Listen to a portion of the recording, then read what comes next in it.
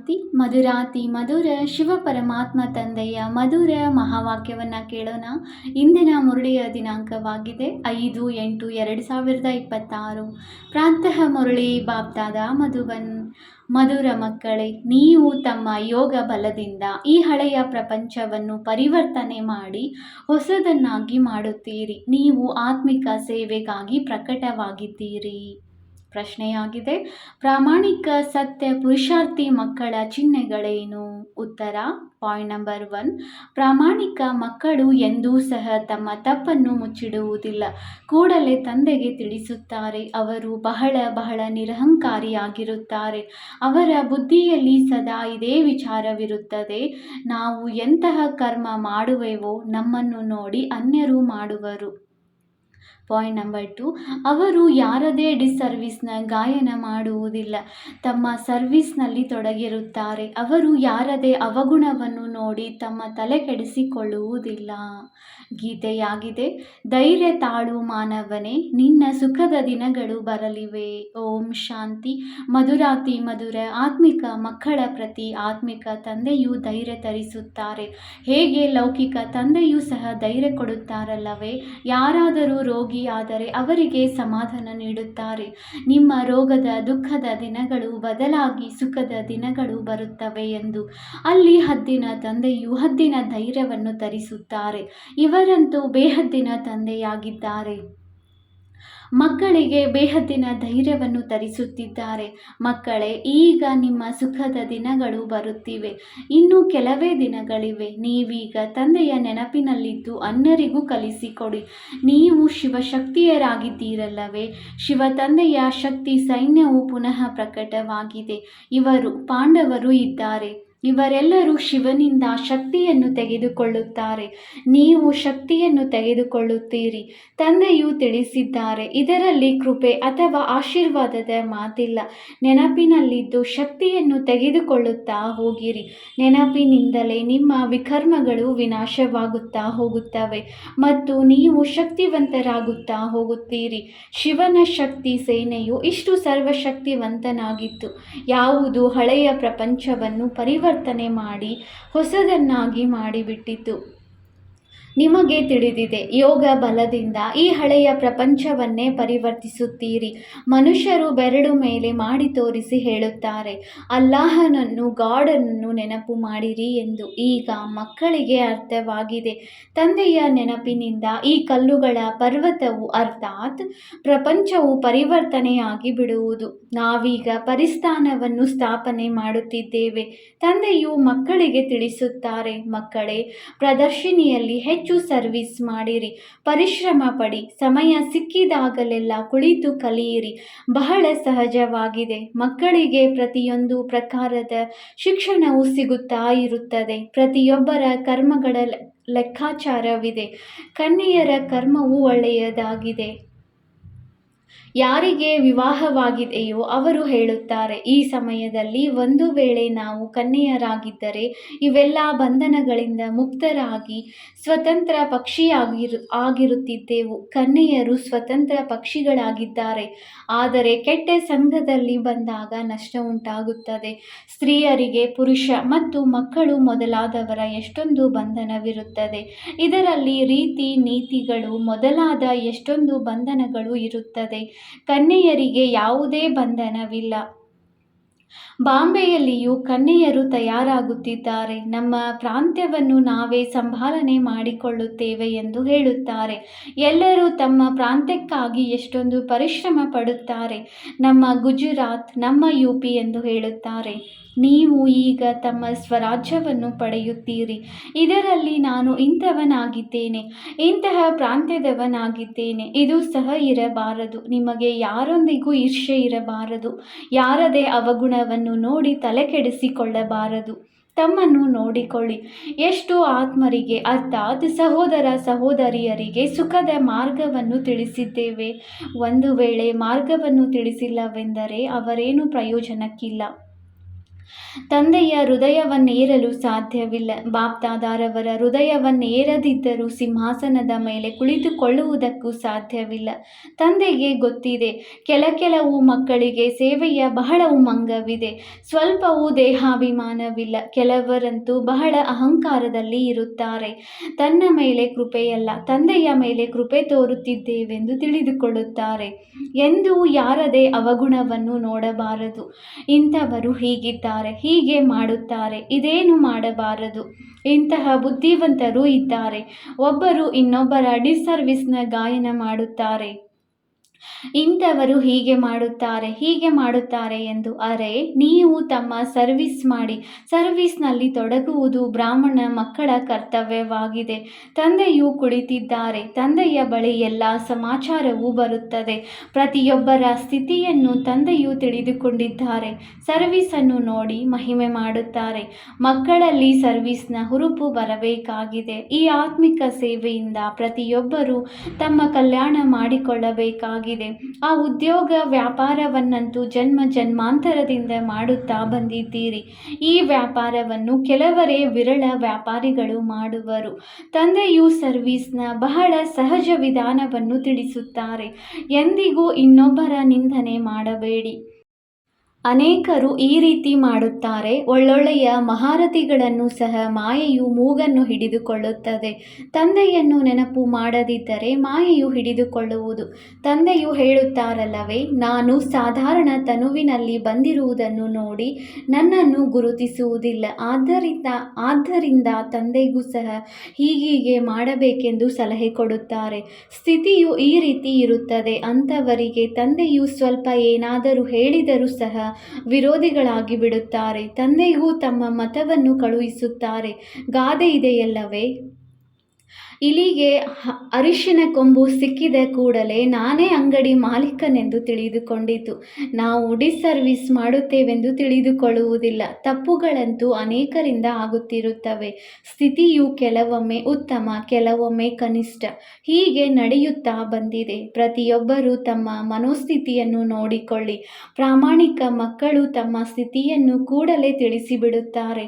ಕೆಲವರಂತೂ ತಮ್ಮ ತಪ್ಪುಗಳನ್ನು ಬಚ್ಚಿಟ್ಟುಕೊಳ್ಳುತ್ತಾರೆ. ಇಲ್ಲಂತೂ ಬಹಳ ನಿರಹಂಕಾರಿತನವಿರಬೇಕು.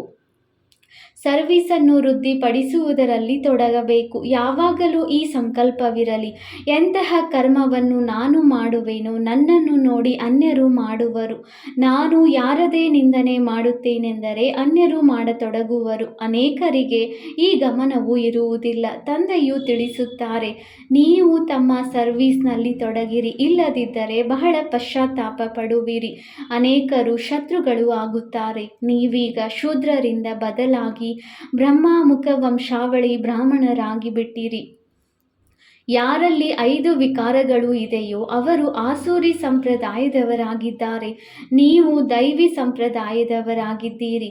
ದೇವತೆಗಳು ಆಗುವುದಕ್ಕಾಗಿ ನೀವು ವಿಕಾರಗಳ ಮೇಲೆ ವಿಜಯ ಗಳಿಸುತ್ತಿದ್ದೀರಿ. ದೇವತೆಗಳಂತೂ ಇಲ್ಲಿ ಇಲ್ಲ. ದೇವತೆಗಳು ಸತ್ಯಯುಗದಲ್ಲಿ ಇರುತ್ತಾರೆ. ನೀವೀಗ ದೈವಿ ಸಂಪ್ರದಾಯದವರಾಗುತ್ತಿದ್ದೀರಿ. ನೀವು ಮಕ್ಕಳಿಗೆ ಈಗ ತಿಳಿಸುವುದಕ್ಕಾಗಿ ಅವಕಾಶ ಸಿಗುತ್ತದೆ. ಅಂದ ಮೇಲೆ ಪ್ರದರ್ಶಿನಿಯಲ್ಲಿ ತಿಳಿಸುತ್ತಾ ಇರಿ. ಪ್ರದರ್ಶಿನಿ ಮೇಳಗಳಲ್ಲಿ ಪ್ರತಿಯೊಬ್ಬರ ನಾಡಿಯ ಬಗ್ಗೆ ಅರ್ಥವಾಗುತ್ತದೆ. ಪ್ರೊಜೆಕ್ಟರ್ನಲ್ಲಿ ಯಾರಿಗೂ ತಿಳಿಸುವುದಕ್ಕೆ ಆಗುವುದಿಲ್ಲ. ಸನ್ಮುಖದಲ್ಲಿ ತಿಳಿಸುವುದರಿಂದಲೇ ಮನುಷ್ಯರಿಗೆ ಅರ್ಥವಾಗುವುದು. ಆದ್ದರಿಂದ ಪ್ರದರ್ಶಿನಿ ಮೇಳವು ಒಳ್ಳೆಯ ಸಾಧನವಾಗಿದೆ. ಅದರಲ್ಲಿ ಬರೆಯಲೂಬಹುದು.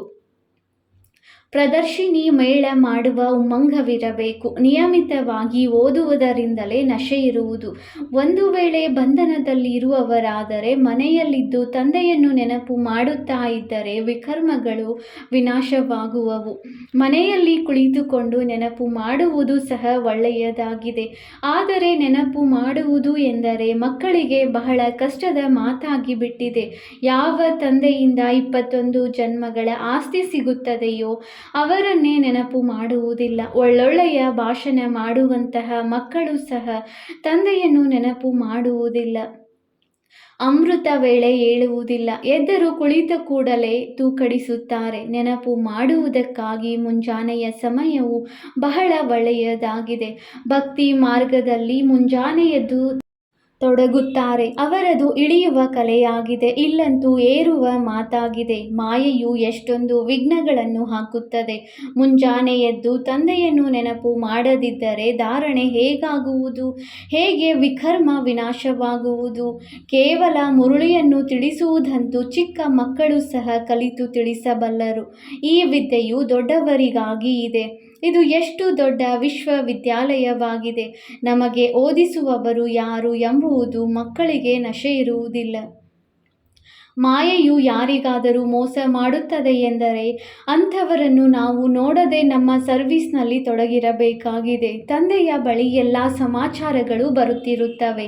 ಕೆಲವರು ದೇಹಾಭಿಮಾನದಲ್ಲಿ ಬಂದು ಇವರು ಹೀಗೆ ಮಾಡುತ್ತಾರೆ, ಹಾಗೆ ಮಾಡುತ್ತಾರೆ ಎಂದು ತಿಳಿದುಕೊಳ್ಳುತ್ತಾರೆ. ಅನ್ಯರ ನಿಂದನೆ ಮಾಡುತ್ತಾ ಸಮಯವನ್ನು ವ್ಯರ್ಥವಾಗಿ ಕಳೆಯುತ್ತಾರೆ. ಸರ್ವಿಸ್ನಲ್ಲಿರುವುದು ನಿಮ್ಮ ಕರ್ತವ್ಯವಾಗಿದೆ. ಯಾವುದೇ ಮಾತಿದ್ದರೆ ತಂದೆಗೆ ತಿಳಿಸಿ ಬಿಟ್ಟು ಬಿಡಬೇಕಾಗಿದೆ. ಪರಚಿಂತನೆ ಮಾಡಬಾರದು. ಮಕ್ಕಳು ದಿನರಾತ್ರಿ ಸರ್ವಿಸ್ನಲ್ಲಿ ತೊಡಗಬೇಕು. ನಿಮ್ಮ ಕರ್ತವ್ಯವೇ ಇದಾಗಿದೆ. ಪ್ರತಿನಿತ್ಯವೂ ಪ್ರದರ್ಶಿನಿಯಲ್ಲಿ ತಿಳಿಸಿರಿ, ಇವರು ಶಿವತಂದೆ, ಇವರು ಪ್ರಜಾಪಿತ ಬ್ರಹ್ಮನಾಗಿದ್ದಾರೆ. ಕಲ್ಪದ ಮೊದಲು ಸಹ ಪ್ರಜಾಪಿತ ಬ್ರಹ್ಮರವರ ಗಾಯನವಿದೆ. ಪ್ರಜಾಪಿತ ಬ್ರಹ್ಮರವರ ಮೂಲಕ ತಂದೆಯು ಮನುಷ್ಯ ಸೃಷ್ಟಿಯನ್ನು ರಚಿಸುತ್ತಾರೆ. ಅಂದರೆ ಇದರ ಅರ್ಥವು ಮನುಷ್ಯರು ಇರಲೇ ಇಲ್ಲವೆಂದಲ್ಲ. ಮನುಷ್ಯ ಸೃಷ್ಟಿಯನ್ನು ರಚಿಸುತ್ತಾರೆ ಎಂದರೆ ಅರ್ಥ ಮುಳ್ಳುಗಳಂತೆ ಇರುವವರನ್ನು ಹೂಗಳನ್ನಾಗಿ ಮಾಡುತ್ತಾರೆ. ಬ್ರಹ್ಮರವರ ಮೂಲಕ ಸೃಷ್ಟಿಯನ್ನು ರಚಿಸುತ್ತಾರೆಂದರೆ ಮೇಲೇನು ರಚಿಸುವುದಿಲ್ಲ. ಬ್ರಹ್ಮರವರು ಇಲ್ಲಿಯೇ ಇರಬೇಕಲ್ಲವೇ? ಇದನ್ನು ಎಷ್ಟು ಸ್ಪಷ್ಟವಾಗಿ ತಿಳಿಸಲಾಗುತ್ತದೆ. ತಂದೆಯು ತಿಳಿಸುತ್ತಾರೆ, ನಾನು ಬಹಳ ಜನ್ಮಗಳ ಅಂತಿಮ ಜನ್ಮದಲ್ಲಿ ಪ್ರವೇಶ ಮಾಡಿ ಮನುಷ್ಯರನ್ನು ದೇವತೆಗಳನ್ನಾಗಿ ಮಾಡುತ್ತೇನೆ. ಆದ್ದರಿಂದ ಮಕ್ಕಳು ಸರ್ವಿಸ್ನಲ್ಲಿ ಹಗಲು ರಾತ್ರಿ ಪರಿಶ್ರಮ ಪಡಬೇಕಾಗಿದೆ. ಉದ್ಯೋಗ ವ್ಯವಹಾರಗಳಿಂದ ಸ್ವಲ್ಪ ಸಮಯವನ್ನು ತೆಗೆದು ಇದರಲ್ಲಿ ತೊಡಗಬೇಕಾಗಿದೆ. ಬಿಡುವು ಸಿಗುವುದಿಲ್ಲವೆಂದಲ್ಲ. ಒಂದು ವೇಳೆ ಕಾಯಿಲೆ ಬಂದರೆ ಆಗ ಬಿಡುವಿಲ್ಲವೆಂದು ಹೇಳುವಿರಾ? ಆದ್ದರಿಂದ ಪುರುಷಾರ್ಥ ಮಾಡಬೇಕಾಗಿದೆ. ಪ್ರೇರಣೆಯಿಂದ ಏನೂ ಆಗುವುದಿಲ್ಲ. ಭಗವಂತನಿಂದಲೇ ಪ್ರೇರಣೆಯ ಮೂಲಕ ಏನೂ ಆಗಲು ಸಾಧ್ಯವಿಲ್ಲ ಅಂದ ಮೇಲೆ ಅನ್ಯರಿಂದ ಹೇಗಾಗುವುದು? ಭಗವಂತನು ಏನು ತಾನೇ ಮಾಡಲು ಸಾಧ್ಯವಿಲ್ಲ. ಸತ್ತಿರುವವರನ್ನು ಬದುಕಿಸಬಲ್ಲರು ಎಂದು ಮನುಷ್ಯರು ತಿಳಿದುಕೊಳ್ಳುತ್ತಾರೆ. ಅರೆ, ಭಗವಂತನಿಗೆ ನೀವು ಹೇ ಪತಿತ ಪಾವನ, ಬಂದು ನಮ್ಮನ್ನು ಪಾವನರನ್ನಾಗಿ ಮಾಡಿ ಎಂದು ಹೇಳುತ್ತೀರಿ. ಮತ್ಯಾವುದೇ ಮಾತನ್ನು ಹೇಳುವುದಿಲ್ಲ. ಬಂದು ಸತ್ತವರನ್ನು ಬದುಕಿಸಿ ಎಂದು ಹೇಳುತ್ತೀರೇನು? ಅವರು ಪತಿತ ಪಾವನನಾಗಿದ್ದಾರೆ. ಭಾರತವು ಪಾವನವಾಗಿತ್ತಲ್ಲವೇ? ತಂದೆಯು ತಿಳಿಸುತ್ತಾರೆ, ನಾನು ಕಲ್ಪ ಕಲ್ಪವೂ ಬಂದು ಪಾವನರನ್ನಾಗಿ ಮಾಡುತ್ತೇನೆ. ಮತ್ತೆ ಮಾಯೆಯು ಬಂದು ಪತಿತರನ್ನಾಗಿ ಮಾಡುತ್ತದೆ. ಈಗ ಪುನಃ ಪಾವನರನ್ನಾಗಿ ಮಾಡಲು ನಾನು ಬಂದಿದ್ದೇನೆ. ಎಷ್ಟು ಸಹಜ ಮಾತನ್ನು ತಿಳಿಸುತ್ತಾರೆ. ನಾಟಿ ವೈದ್ಯರು ದೊಡ್ಡ ಕಾಯಿಲೆಯನ್ನು ಸಹ ಗಿಡಮೂಲಿಕೆಗಳಿಂದ ಸರಿಪಡಿಸುತ್ತಾರೆ. ಆಗ ಅವರಿಗೆ ಮಹಿಮೆಯೂ ಆಗುತ್ತದೆ. ಯಾರಿಗಾದರೂ ಮಗುವಾಯಿತು ಅಥವಾ ಹಣ ಸಿಕ್ಕಿತೆಂದರೆ ಗುರುವಿನ ಕೃಪೆಯಾಯಿತೆಂದು ಹೇಳುತ್ತಾರೆ. ಒಳ್ಳೆಯದು. ಮಗುವು ಸತ್ತು ಹೋದರೆ ಇದು ಈಶ್ವರನ ಲೀಲೆ ಎಂದು ಹೇಳುತ್ತಾರೆ. ಇವೆಲ್ಲ ಮಾತುಗಳನ್ನು ಈಗ ನೀವು ಮಕ್ಕಳು ತಿಳಿದುಕೊಳ್ಳುತ್ತೀರಿ. ಸನ್ಯಾಸಿಗಳು ಪವಿತ್ರರಾಗುತ್ತಾರೆಂದರೆ ಅವರಿಗೆ ಬಹಳ ಮಾನ್ಯತೆ ಇರುತ್ತದೆ. ಆದರೆ ಅವರು ಹಠಯೋಗಿಗಳಾಗಿದ್ದಾರೆ. ರಾಜಯೋಗವನ್ನು ಕಲಿಸಲು ಸಾಧ್ಯವಿಲ್ಲ. ಅವರು ಸನ್ಯಾಸಿಗಳು. ನಾವು ಗೃಹಸ್ಥಿಗಳಾಗಿದ್ದೇವೆ ಅಂದ ಮೇಲೆ ನಮ್ಮನ್ನು ಅನುಯಾಯಿಗಳೆಂದು ಕರೆಸಿಕೊಳ್ಳಲು ಹೇಗೆ ಸಾಧ್ಯ? ತಂದೆಯು ತಿಳಿಸುತ್ತಾರೆ, ಮಕ್ಕಳು ಸಂಪೂರ್ಣ ಫಾಲೋ ಮಾಡಬೇಕಾಗಿದೆ. ಮನ್ಮನಾಭವ, ನನ್ನನ್ನು ನೆನಪು ಮಾಡಿದರೆ ನೀವು ಪವಿತ್ರರಾಗುವಿರಿ ಮತ್ತು ನನ್ನ ಜೊತೆ ಬರುವಿರಿ. ನಾನಂತೂ ಸದಾ ಪಾವನನಾಗಿದ್ದೇನೆ. ಮನುಷ್ಯರು ಪತಿತರನ್ನಾಗಿ ಮಾಡುತ್ತಾರೆ. ತಂದೆಯು ಬಂದು ಪಾವನರನ್ನಾಗಿ ಮಾಡುತ್ತಾರೆ. ಅವರು ಪವಿತ್ರತೆ, ಸುಖ, ಶಾಂತಿಯ ಸಾಗರನಾಗಿದ್ದಾರೆ. ನಿಮ್ಮನ್ನು ಅದೇ ರೀತಿ ಮಾಡುತ್ತಿದ್ದಾರೆ. ನೀವು ಯೋಗ ಬಲದಿಂದ ಆತ್ಮವನ್ನು ಪವಿತ್ರವನ್ನಾಗಿ ಮಾಡಿಕೊಳ್ಳುತ್ತೀರಿ. ನಮಗೆ ಸುಂದರ ಶರೀರ ಸಿಗುವುದೆಂದು ನಿಮಗೆ ತಿಳಿದಿದೆ. ಮನುಷ್ಯರನ್ನು ಪ್ರತ್ಯಕ್ಷದಲ್ಲಿ ದೇವತೆಗಳನ್ನಾಗಿ ಮಾಡಬೇಕಾಗಿದೆ. ಕೇವಲ ದೇವತೆಗಳ ಉಡುಪುಗಳನ್ನು ಧರಿಸಿದರೆ ಸಾಕು ಎಂದಲ್ಲ. ತಮ್ಮ ಮೇಲೆ ಸಂಪೂರ್ಣ ಗಮನ ಕೊಡಬೇಕಾಗಿದೆ. ದೇಹಾಭಿಮಾನ ಬರಬಾರದು. ಬಾಬಾ, ನಾವಂತೂ ತಮ್ಮಿಂದ ಆಸ್ತಿಯನ್ನು ಪಡೆದೇ ತೀರುತ್ತೇವೆ. ನಾವು ಭಾರತವನ್ನು ಶ್ರೇಷ್ಠಾಚಾರಿಯನ್ನಾಗಿ ಮಾಡಿಯೇ ತೀರುತ್ತೇವೆ. ನಿಶ್ಚಯ ಬುದ್ಧಿಯವರೇ ಹೇಳುತ್ತಾರಲ್ಲವೇ? ಕೆಲವರಂತೂ ಇಷ್ಟು ಸ್ವಲ್ಪ ಸಮಯದಲ್ಲಿ ಹೇಗಾಗುವುದು ಎಂದು ಹೇಳುತ್ತಾರೆ. ವಾಸ್ತವದಲ್ಲಿ ಎಂದೂ ಈ ಸಂಶಯವನ್ನು ತರಬಾರದು. ಸಂಶಯದಲ್ಲಿ ಬಂದರೆ ಮತ್ತೆ ಸರ್ವೀಸ್ನಲ್ಲಿ ಹಿಂದುಳಿಯುತ್ತೀರಿ. ಸಮಯವು ಬಹಳ ಕಡಿಮೆ ಇದೆ. ಎಷ್ಟು ಸಾಧ್ಯವೋ ತೀವ್ರ ಪುರುಷಾರ್ಥ ಮಾಡಬೇಕಾಗಿದೆ. ಸ್ವಲ್ಪ ಯುದ್ಧ ಮೊದಲಾದವುಗಳ ಸೂಚನೆಗಳು ಕಾಣಿಸಿಕೊಂಡರೆ ನಂತರ ನೋಡಿ ಎಷ್ಟು ಪರಿಶ್ರಮ ಪಡುತ್ತಾರೆ. ನಾವು ಪೂರ್ಣ ನೆನಪಿನಲ್ಲಿ ಇರಲಿಲ್ಲವೆಂದರೆ ಆ ಸಮಯದಲ್ಲಂತೂ ನಾವು ಮಾಡಿಬಿಡಲು ಸಾಧ್ಯವಿಲ್ಲ ಎಂಬುದು ಅರ್ಥವಾಗುತ್ತದೆಯಲ್ಲವೇ? ಆ ಸಮಯದಲ್ಲಂತೂ ಬಹಳ ಆಪತ್ತುಗಳು ಇರುತ್ತವೆ. ಆದ್ದರಿಂದ ತಂದೆಯು ತಿಳಿಸುತ್ತಾರೆ, ಎಷ್ಟು ಸಾಧ್ಯವೋ ಈಗಲೇ ತೀವ್ರ ಪುರುಷಾರ್ಥ ಮಾಡಿರಿ. ಇದು ಆತ್ಮಗಳ ಸ್ಪರ್ಧೆಯಾಗಿದೆ. ತಂದೆಯು ಎಷ್ಟು ಚೆನ್ನಾಗಿ ತಿಳಿಸುತ್ತಾರೆ. ಗುರಿಯನ್ನು ತಲುಪಿ ಅರ್ಥಾತ್ ತಂದೆಯ ಮನೆಗೆ ಹೋಗಿ ಮತ್ತೆ ಹೊಸ ಪ್ರಪಂಚದಲ್ಲಿ ಬರಬೇಕಾಗಿದೆ. ಇದು ಬಹಳ ಒಳ್ಳೆಯ ಸ್ಪರ್ಧೆಯಾಗಿದೆ. ತಂದೆಯು ತಿಳಿಸುತ್ತಾರೆ, ನನ್ನನ್ನು ಮುಟ್ಟಿ ಅರ್ಥಾತ್ ಮೂಲ ಮನೆಗೆ ಹೋಗಿ ಪುನಃ ಬರಬೇಕಾಗಿದೆ. ಮೊಟ್ಟ ಮೊದಲು ಯಾರು ಯೋಗಯುಕ್ತರಾಗಿರುವರೋ ಅವರೇ ಬರುತ್ತಾರೆ. ನಾವು ಮುಕ್ತಿಧಾಮಕ್ಕೆ ಹೋಗಬೇಕೆಂದು ಬಯಸುತ್ತಾರೆ. ಆದ್ದರಿಂದ ತಂದೆಯು ತಿಳಿಸುವುದೇನೆಂದರೆ, ಮಕ್ಕಳೇ, ನನ್ನನ್ನು ನೆನಪು ಮಾಡಿದರೆ ನೀವು ಮುಕ್ತಿಧಾಮಕ್ಕೆ ಬರುವಿರಿ. ಮುಕ್ತಿಧಾಮವಂತೂ ಎಲ್ಲರಿಗೂ ಇಷ್ಟವಿದೆ. ಪುನಃ ಪಾತ್ರವನ್ನು ಅಭಿನಯಿಸಲು ಇಲ್ಲಿಗೆ ಬರುತ್ತೀರಿ. ಮೋಕ್ಷವು ಯಾರಿಗೂ ಸಿಗುವುದಿಲ್ಲ. ಈಶ್ವರಿಯ ಇತಿಹಾಸ ಭೂಗೋಳದಲ್ಲಿ ಮೋಕ್ಷವೆಂಬ ಪದವಿ ಇಲ್ಲ. ನಿಮಗೆ 1 ಸೆಕೆಂಡಿನಲ್ಲಿ ಜೀವನ್ಮುಕ್ತಿ ಸಿಗುತ್ತದೆ. ಉಳಿದೆಲ್ಲರೂ ಮುಕ್ತರಾಗಿ ಬಿಡುತ್ತಾರೆ. ರಾವಣ ರಾಜ್ಯದಿಂದ ಮುಕ್ತರಾಗಲೇಬೇಕಾಗಿದೆ. ಯಾರು ಪುರುಷಾರ್ಥ ಮಾಡುವರೋ ಅವರೇ ಶ್ರೇಷ್ಠ ಪದವಿಯನ್ನು ಪಡೆಯುವರು. ಮಕ್ಕಳು ಬಹಳ ಮಧುರರು ಆಗಬೇಕಾಗಿದೆ. ಸ್ವಭಾವವು ಬಹಳ ಮಧುರವಾಗಿರಲಿ. ಕ್ರೋಧಿಗಳು ಆಗಬಾರದು. ದುರ್ವಾಸ ಮುನಿಯ ಹೆಸರಿದೆಯಲ್ಲವೇ? ಈ ರಾಜ ಋಷಿಗಳಲ್ಲಿಯೂ ಕೆಲವರು ಈ ರೀತಿ ಇದ್ದಾರೆ. ಆದ್ದರಿಂದ ಸದಾ ತಮ್ಮ ಹೃದಯದ ಮೇಲೆ ಕೈಯಿಟ್ಟು ಕೇಳಿಕೊಳ್ಳಿ, ನಾನು ಏನು ಮಾಡುತ್ತೇನೆ? ಇದರಿಂದ ನನಗೆ ಏನು ಪದವಿ ಸಿಗುವುದು? ಒಂದು ವೇಳೆ ಸರ್ವೀಸ್ ಮಾಡಲಿಲ್ಲ, ತನ್ನ ಸಮಾನರನ್ನಾಗಿ ಮಾಡಿಕೊಳ್ಳದಿದ್ದರೆ ಏನು ಪದವಿ ಸಿಗುವುದು? ಸ್ವಲ್ಪದರಲ್ಲಿಯೇ ಖುಷಿಯಾಗಿ ಬಿಡಬಾರದು. ನೀವು ಮಕ್ಕಳಿಗೂ ಸಂಪೂರ್ಣ ರಾಜ್ಯವನ್ನು ಕೊಡುವುದಕ್ಕಾಗಿ ನಾನು ಬಂದಿದ್ದೇನೆ ಅಂದ ಮೇಲೆ ಸಾಹಸವನ್ನಿಟ್ಟು ಮಾಡಿ ತೋರಿಸಬೇಕಾಗಿದೆ. ಕೇವಲ ಕೇಳುವುದರಿಂದ ಏನೂ ಸಾಧ್ಯವಿಲ್ಲ. ತಂದೆಯ ಸೇವೆಯಲ್ಲಿ ತಮ್ಮ ಮೂಳೆಗಳನ್ನು ಉಪಯೋಗಿಸಬೇಕಾಗಿದೆ. ಮಾಡಿಯೂ ಮಾಡುತ್ತಾರೆ. ಆದರೆ ಕೆಲವೊಮ್ಮೆ ದೇಹಾಭಿಮಾನವು ಬರುವುದರಿಂದ ನಶೆಯು ಬಂದು ಬಿಡುತ್ತದೆ ಮತ್ತು ಕೆಳಗೆ ಬೀಳುತ್ತಾರೆ. ಮಾಯೆಯೂ ಸಹ ಕಡಿಮೆ ಶಕ್ತಿಶಾಲಿ ಇಲ್ಲ. ತಂದೆಯ ಶ್ರೀಮತದಂತೆ ನಡೆಯದಿದ್ದರೆ ಮಾಯೆಯು ಯುದ್ಧ ಮಾಡುತ್ತದೆ. ಆಗ ತಂದೆಗೆ ವಿಚ್ಛೇದನ ಕೊಟ್ಟು ಬಿಡುತ್ತಾರೆ. ತಂದೆಯು ಸುಖಧಾಮದ ಮಾಲೀಕರನ್ನಾಗಿ ಮಾಡುತ್ತಾರೆ ಅಂದ ಮೇಲೆ ತಮ್ಮ ಮೇಲೆ ದಯೆ ಬರಬೇಕು. ತಂದೆಯು ಬಹಳ ಸಹಜವಾದ ಸೂಚನೆ ನೀಡುತ್ತಾರೆ. ಮಾಯೆಯ ಬಿರುಗಾಳಿಗಳಂತೂ ಬಹಳ ಬರುತ್ತವೆ, ಆದರೆ ಮಹಾವೀರರು ಆಗಬೇಕಾಗಿದೆ. ಒಳ್ಳೆಯದು. ಮಧುರಾತಿ ಮಧುರ ಅಗಲಿ ಹೋಗಿ ಮರಳಿ ಸಿಕ್ಕಿರುವ ಮಕ್ಕಳ ಪ್ರತಿ ಮಾತಾಪಿತ ಬಾಪ್ದಾದಾರವರ ನೆನಪು, ಪ್ರೀತಿ ಹಾಗೂ ಸುಪ್ರಭಾತ. ಆತ್ಮಿಕ ಮಕ್ಕಳಿಗೆ ಆತ್ಮಿಕ ತಂದೆಯ ನಮಸ್ತೆ. ನಾವು ಆತ್ಮಿಕ ಮಕ್ಕಳಿಂದ ಆತ್ಮಿಕ ತಂದೆಗೆ ನೆನಪು, ಪ್ರೀತಿ ಹಾಗೂ ನಮಸ್ತೆ ನಮಸ್ತೆ ನಮಸ್ತೆ. ಧಾರಣೆಗಾಗಿ ಮುಖ್ಯ ಸಾರ ಪಾಯಿಂಟ್ ನಂಬರ್ 1, ಸರ್ವೀಸ್ನ ಉಮ್ಮಂಗವನ್ನು ಇಟ್ಟುಕೊಂಡು ತಮ್ಮ ಹಾಗೂ ಅನ್ಯರ ಕಲ್ಯಾಣ ಮಾಡಬೇಕಾಗಿದೆ. ಯಾರದೇ ಡಿಸ್ಸರ್ವೀಸ್ನ ಗಾಯನ ಮಾಡಬಾರದು. ಪರ ಚಿಂತನೆಯಲ್ಲಿ ತಮ್ಮ ಸಮಯವನ್ನು ಕಳೆಯಬಾರದು. ಪಾಯಿಂಟ್ ನಂಬರ್ 2, ಪ್ರಾಮಾಣಿಕ ಹಾಗೂ ನಿರಹಂಕಾರಿಯಾಗಿ ಸೇವೆಯನ್ನು ವೃದ್ಧಿಪಡಿಸಬೇಕಾಗಿದೆ. ಬೆಳಗ್ಗೆ ಎದ್ದು ಬಹಳ ಪ್ರೀತಿಯಿಂದ ತಂದೆಯನ್ನು ನೆನಪು ಮಾಡಬೇಕಾಗಿದೆ. ನುಡಿಯುವುದು ಮತ್ತು ನಡೆಯುವುದು ಸಮಾನವನ್ನಾಗಿ ಮಾಡಿಕೊಳ್ಳಬೇಕಾಗಿದೆ.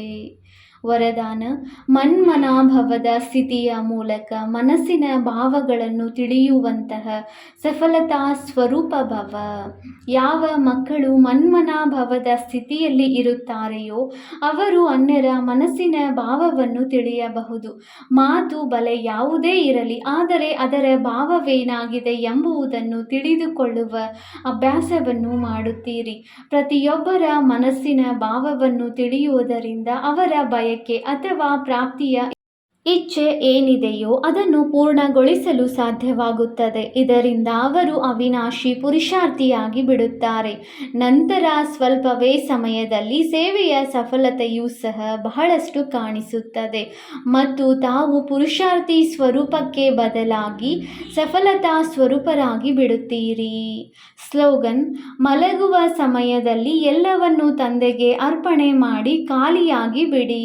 ಅದರಿಂದ ವ್ಯರ್ಥ ಅಥವಾ ವಿಕಾರಿ ಸ್ವಪ್ನಗಳು ಬರುವುದಿಲ್ಲ. ಅವ್ಯಕ್ತ ಸೂಚನೆ: ಅಪವಿತ್ರತೆಯ ಬೀಜವನ್ನು ಸಮಾಪ್ತಿ ಮಾಡಿ ಸಂಪೂರ್ಣ ಸ್ವಚ್ಛ ಆಗಿರಿ, ಪವಿತ್ರ ಆಗಿರಿ. ತಾವು ಆತ್ಮಗಳು ಬ್ರಾಹ್ಮಣ ಜೀವನದಲ್ಲಿ ಇಷ್ಟು ಪವಿತ್ರ ಆಗುತ್ತೀರಿ, ಯಾವುದರಿಂದ ಶರೀರವನ್ನು ಪ್ರಕೃತಿಯನ್ನು ಪವಿತ್ರವಾಗಿ ಮಾಡಿಬಿಡುತ್ತೀರಿ. ಹಾಗಾಗಿ ಶರೀರವು ಪವಿತ್ರವಾಗಿರುತ್ತದೆ, ಆತ್ಮವು ಪವಿತ್ರವಾಗಿರುತ್ತದೆ. ಸಂಪೂರ್ಣ ಪವಿತ್ರ ಅರ್ಥಾತ್ ಅಪವಿತ್ರತೆಯ ಅಂಶ ಮಾತ್ರವೂ ಇರಬಾರದು. ಏಕೆಂದರೆ ಎಷ್ಟು ಪವಿತ್ರತೆ ಇರುವುದು ಅಷ್ಟು ಬ್ರಾಹ್ಮಣ ಜೀವನದ ಪರ್ಸನಾಲಿಟಿ ಇರುವುದು. ಒಂದು ವೇಳೆ ಪವಿತ್ರತೆ ಕಡಿಮೆ ಇದ್ದರೆ ಪರ್ಸನಾಲಿಟಿಯೂ ಕಡಿಮೆ. ಈ ಪವಿತ್ರತೆಯ ಪರ್ಸನಾಲಿಟಿ ಸೇವೆಯಲ್ಲಿ ಸಹ ಸಫಲತೆ ಸಹಜವಾಗಿ ತರಿಸುವುದು. ಓಂ ಶಾಂತಿ.